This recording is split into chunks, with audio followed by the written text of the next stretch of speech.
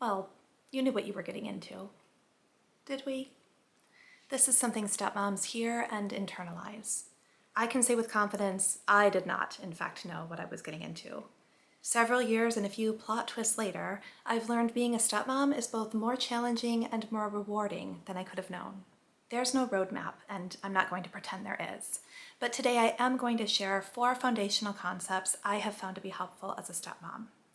If you're new here, I'm Deanna, and several years into blended family life, I realized that so many of us are facing similar challenges, so I'm here to connect us. Maybe you're dating a parent and considering whether this is a path you want to go down, or looking for ways to improve your experience as a stepmom. Either way, I've got you.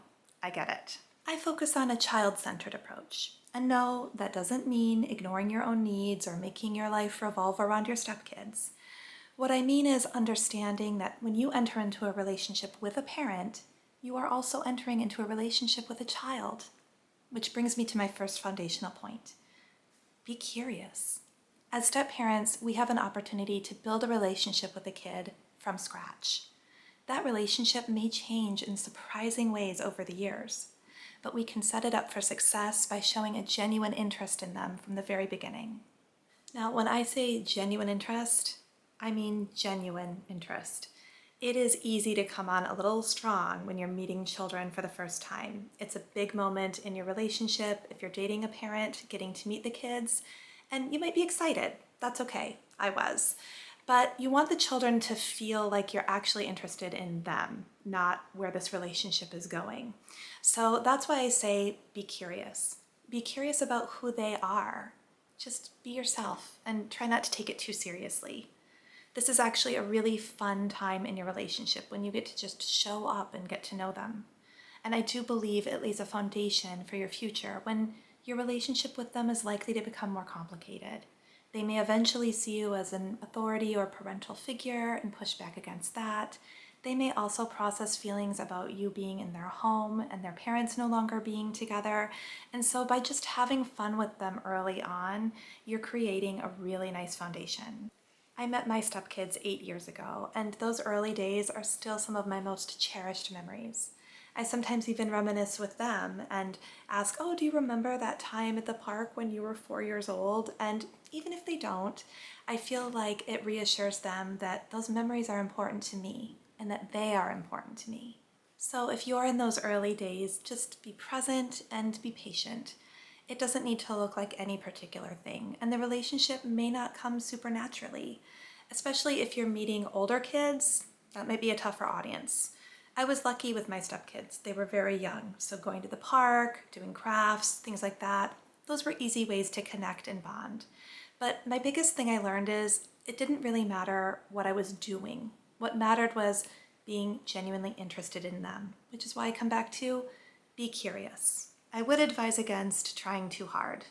Kids are perceptive, and no one likes forced intimacy. If they feel like you're trying to push a certain relationship on them, they may pull back, and if they do, it's important to respect that. I feel like there are a couple of different reasons you could come off like you're trying too hard. One is being genuinely excited and a little overeager. That was something I had to be careful about. You could also come off that way if you're a little uncomfortable around children and you just genuinely don't know what to say to them or how to be. In that case, again, I would always come back to just listen. You don't have to do much. Just showing up and being yourself and being interested is enough. My background is in acting, and I've noticed that many acting tools are also relevant to parenting.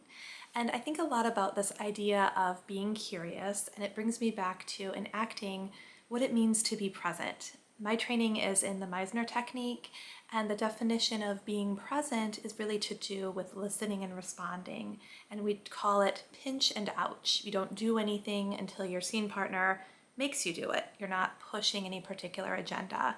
And I think this is just such a helpful thing to think about when we're meeting children or interacting with children, and even throughout your whole relationship with your stepkids.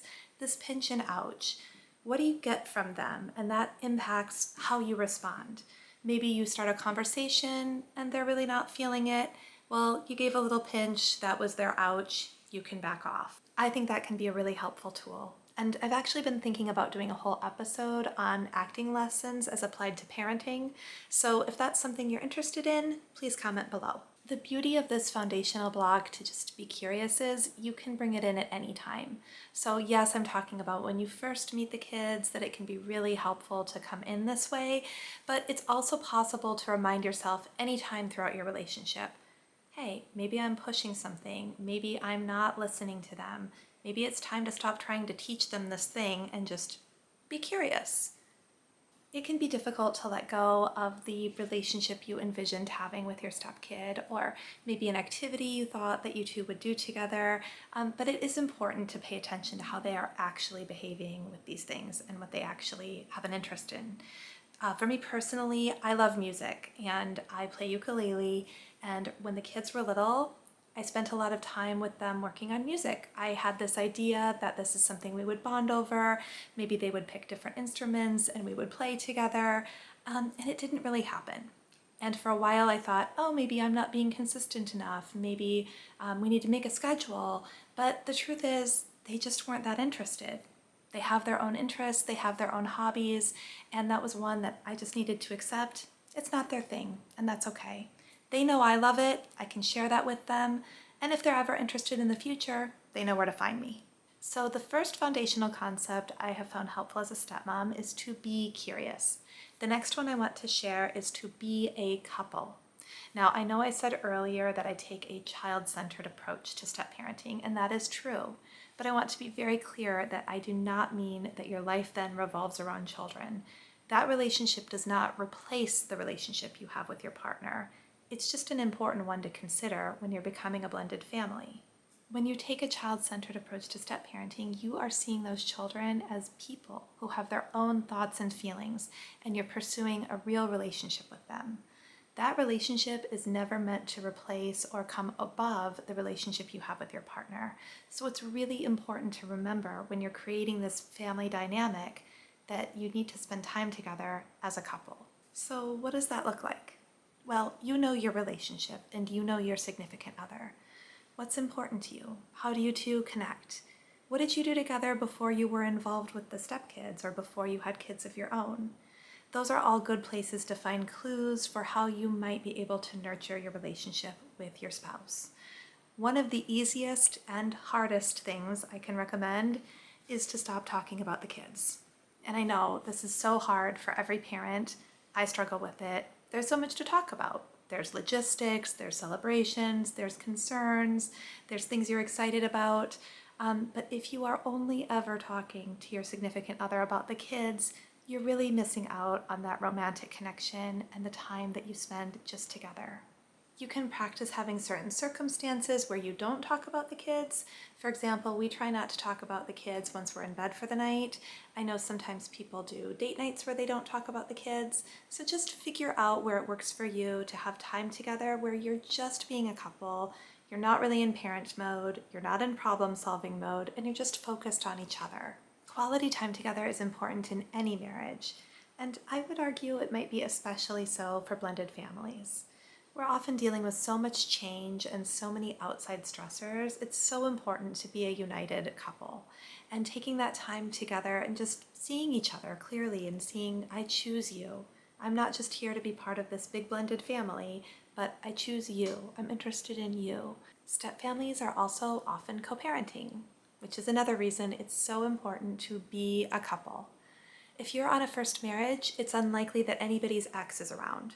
But that's a reality for most blended families. That can bring up a lot of insecurities for stepmoms and stepdads. The important thing to remember is it's not about that other person. Focus on your marriage. Focus on nurturing that relationship and you will be much more confident. And as big a part of your life as they are, your stepkids will not be in your home forever. So invest in your marriage and be a couple. Okay, so we have be curious, be a couple, and the next foundation I'd like to explore is to be colleagues. This is especially helpful for co-parenting situations. I like to think of blended families like being in business together. You may not get along with all of your coworkers, but you do have a shared objective. And in this case, the shared objective is just to do right by the kids. As co-parenting colleagues, you each have a role that matters. You're not here to replace anyone. You're just the new person. And that perspective can be liberating. It's common for step parents to come in feeling a little insecure, a little unsure of how we fit into this existing family. But thinking of it more like colleagues takes the emotion out of it. We've all been in a situation, usually with a job, where we're the new person. When you're the new person, it can take time to feel like you belong. That's normal, and that may be true in your blended family too. You'll get there. It's also good to remember that you don't have to get along with everyone you work with, but you do need to treat them with kindness and respect, and that works at home too. To be honest, I come across a lot of content that I feel emphasizes a division between moms and stepmoms. And I understand, it's a complicated dynamic, but I really think we can benefit from this idea of seeing each other like colleagues. We're less likely to feel competitive or threatened by each other when we remember that what unites us is a kid. It can be tempting to criticize how someone else is doing their job or just think how you would do it differently, but I find that in work and at home, the best thing we can do is stay in our lane and focus on doing our own job well. And the final foundation for step parenting that I come back to time and time again is to be flexible. There is no room for rigidity in step parenting. To be honest, I don't think there's really room for it in parenting at all. There is so much that is outside of our control, but the best thing we can do is to be flexible. Now, for some of us, that might be easier than others. If you are a little bit more type A and you like things to be a certain way, this may be more challenging for you than if you're a little bit more go with the flow. But regardless of your personality, it's important to come into a blended family with an open heart and some flexibility. What does that look like? One way is to be flexible with your schedule. And I don't mean to clear your schedule and make yourself available to the kids all the time, but just to be aware that in a blended family, there are more moving pieces and there's likely to be some changes to the schedule. Go ahead and plan, but be prepared that there might be some changes and be willing to roll with it. Another way to be flexible is with your expectations of the kids at home. This is something I've talked about before, but I really believe it's harder for kids who go back and forth between two households than a kid who lives in one house to get into the routines like putting your backpack where it goes. This was a struggle for me early in our marriage because I really wanted to create systems to make things easier for them, and I wanted our house to feel peaceful, and I thought this was a gift of giving them structure. But the truth is, I was being a little bit rigid about my expectations. This season of life might be a little chaotic, and that's okay. To quote one of my favorite characters, Princess Leia, the more you tighten your grip, the more star systems will slip through your fingers. In this case, it's not star systems, but your relationship with your stepkids. I would always choose the relationship, prioritize the relationship over everything else. There was literally a point in my parenting journey when I made color-coded Excel spreadsheets with all the activities we were going to do. And if that's your thing, I'm not saying don't do it. Just be flexible. It may not go exactly as planned. I hope you found these 4 foundations to step parenting helpful. If you did, please give this video a thumbs up and feel free to share it. It's helping me build the community. Remember to be curious, be a couple, be colleagues, and be flexible. I'll see you next time.